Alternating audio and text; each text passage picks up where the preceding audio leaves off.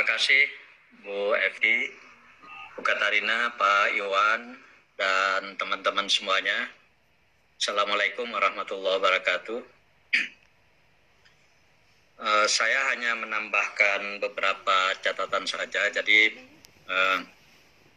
karena nanti ini hampir sebagian besar sekolah itu akan tetap melaksanakan pendidikan jarak jauh, maka sekarang ini kita bersama dengan Dinas Pendidikan, bersama dengan Ditjen GTK, itu menyiapkan apa yang harus dilakukan oleh setiap satuan pendidikan dalam satu semester ke depan ini, agar pembelajaran ini bisa sesuai dengan apa yang kita harapkan.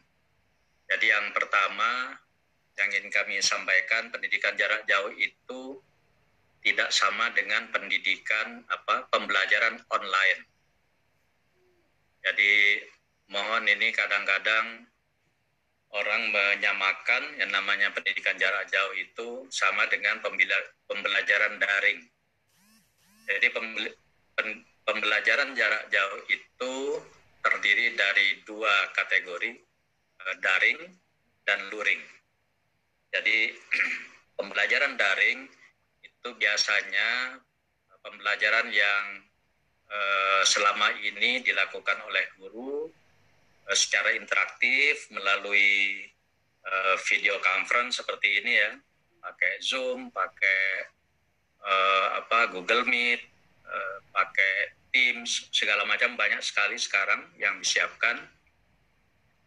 Dan itu memang salah satu opsi yang kita sarankan agar ada interaksi antara guru dengan murid, ya. Manakala tidak ada hambatan di akses internet, tidak ada hambatan di gawai, ya, dan tidak ada hambatan di biaya pulsa data. Nah, itu silakan itu dilakukan. Tapi kalau misalnya mau menggunakan model lain, misalnya LMS ya, jadi Learning Management System, itu yang sudah kita siapkan, yang free dari Kemdikbud itu adalah Rumah Belajar. Kemudian ada juga yang dari pihak privat ya, dari swasta, itu ada Ruang Guru, ada Zenius, ada Edmodo, ada Kuiper, segala macam.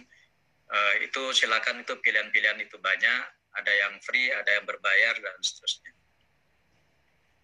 Nah, kemudian sekalian, kalau misalnya itu tidak bisa dilakukan, nah maka banyak sekarang praktek yang dilakukan melalui media sosial. Jadi media sosial itu ya memang tidak semuanya interaktif ya. Bisa melalui YouTube, bisa melalui Google for Education, ada Facebook, ada Instagram, dan seterusnya. Pokoknya semua layanan berbasis digital itu bisa kita optimalkan untuk pembelajaran daring. Jadi itu. Nah, manakala ada hambatan terhadap misalnya akses internet, masalah pulsa, masalah gawai yang nggak punya, atau mungkin guru masih belum terlatih mengintegrasikan materi pembelajaran dengan alat TIK, maka pilihannya itu tidak memaksakan harus berbasis daring, tidak harus online.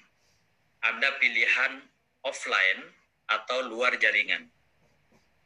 Nah, luar jaringan ini yang paling konservatif selama ini itu melalui buku yang selama ini buku pegangan siswa sama guru. Kalau dulu buku pegangan siswa ini hanya boleh dipakai di sekolah, maka pada saat sekarang itu harus dipinjamkan kepada siswa agar bisa dipelajari di rumah. Kemudian guru nanti setiap saat, entah melalui orang tuanya, entah melalui kunjungan ke rumah, atau kunjungan ke kelompok-kelompok kecil, itulah nanti akan disiapkan seperti apa nanti anak-anak itu belajar di rumah. Tapi kalau di situ ada akses TV, maka program belajar dari rumah dari TV ini akan terus dilanjutkan nanti.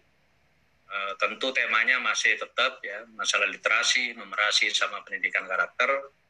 Ditambah lagi nanti bagi daerah-daerah yang tidak mempunyai akses TV, beberapa daerah sekarang sudah melakukan inisiatif untuk menggunakan radio. Jadi radio RRI lokal, kemudian radio lokal sama radio komunitas. Jadi karyawannya juga banyak. Seperti Kabupaten Sanggau ya. Kemudian ada lagi Halmahera Selatan itu sudah melakukan pembelajaran berbasis radio ini.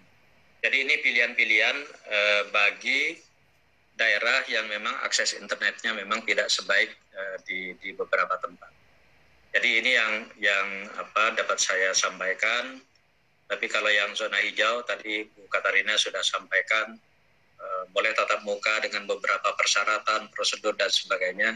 Dan itu memang harus betul-betul ketat, jangan sampai sekolah kita itu menjadi pusat pandemi COVID yang baru nantinya. Kalau ini tidak hati-hati. Saya kira itu. Terima kasih. Ya, terima kasih Bu Evi. Assalamualaikum warahmatullahi wabarakatuh. Waalaikumsalam. Sejahtera buat kita semua. Yang saya hormati Pak Hamid, Bu Katarina, Bu Evi, dan teman-teman wartawan semua. Saya mungkin cuma menambahkan dalam konteks ini mungkin dari interaksi dengan beberapa komunitas dan guru-guru juga di lapangan bahwa masih ada kekhawatiran tentang tuntutan kurikulum yang mungkin dirasa harus dilaksanakan. Jadi dengan pembelajaran jarak jauh, baik itu yang tadi sudah Pak Hamid jelaskan, ada yang bersifat daring dengan berbagai macam pilihan yang bisa dilakukan, walaupun dengan luar jaringan gitu, dengan juga bermacam pilihan yang bisa dilakukan. Masih ada semacam kayak beban mental untuk menghabiskan, menuntaskan kurikulum seperti yang misalnya kalau sekarang tahun ajaran baru itu kelas 5 itu, dan mulai kelas 5 dan kemudian terus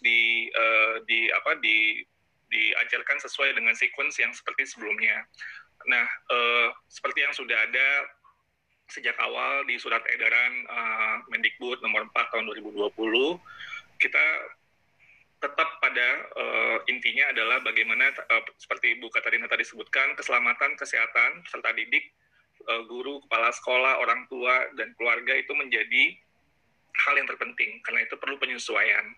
Kurikulum ini kita bisa sesuaikan sesuai dengan konteks yang kondisi anak-anak yang ada, dan juga konteks sekolah di mana dia berada dan apa yang memungkinkan dalam sekolah tersebut. Satu hal di sini yang mungkin bisa kita lihat mungkin dari ini hasil penelitian juga di dalam konteks global, bahwa untuk memulai tahun ajaran baru ini sangat disarankan untuk kita melihat atau mungkin sekolah atau guru-guru melakukan semacam assessment untuk melihat bagaimana murid-murid kita pada saat ini.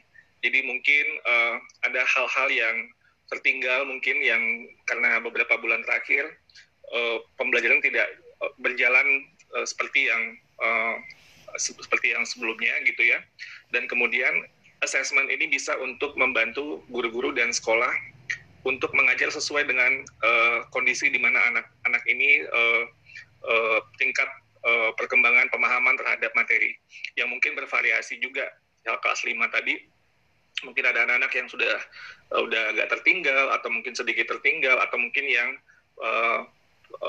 masih bisa gitu untuk mengikuti sesuai dengan ekspektasi kurikulum tahun ajaran baru. Ini perlu ada semacam diferensiasi bagaimana kita bisa membantu anak-anak yang berbeda dengan tuntutan atau kebutuhan belajar yang berbeda-beda.